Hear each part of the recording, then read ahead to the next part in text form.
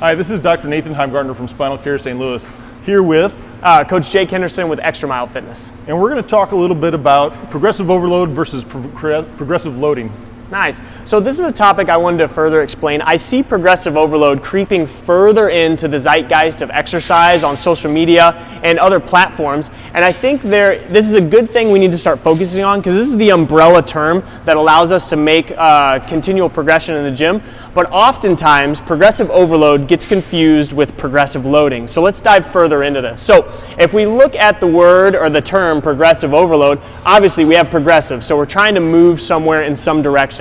And then we have the other problem word, which is overload. People usually interpret this word as overload, as I need to make this harder every single time I train, where in reality, it's just sort of the general making training harder over time. It doesn't need to be from session to session.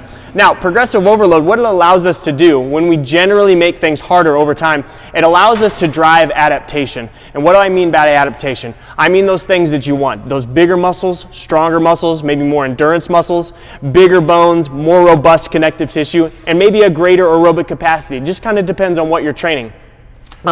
But go ahead, Dr. Nathan, you had a question for me. So what you're saying is you don't want to go 100% every time you're in the gym. You want to kind of fluctuate? Yes, exactly. So let's take the back squat, for example. So say on week 1 of a back squat program, I squat 135 times 5, and that was at, say, a moderate effort, right? Does that make sense? Yeah. Cool. All right, then week 2, if I was in line with progressive loading, then that would just tell me I need to go to 140 times 5, but now say that effort is now at a hard effort. Now, did you get stronger between week 1 and week 2? I would argue no, because really what you did was you added weight to the bar, but you simply just tried harder, if that makes sense. So you're not really getting those adaptations we're after, you are just simply doing more work. Cool? So if we look at progressive overload in terms of a graph, right?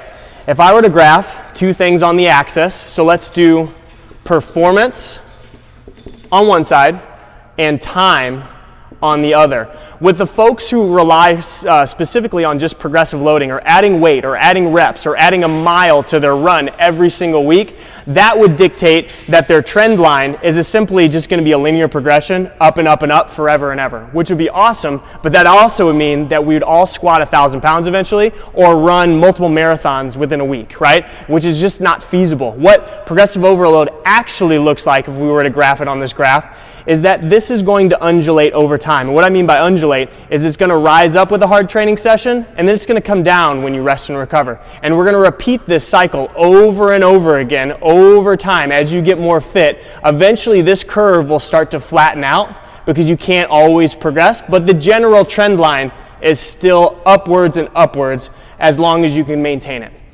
If you guys have any more questions about this, you can get with Dr. Nathan or myself via our emails or any one of our places of business. We'd love to help you out.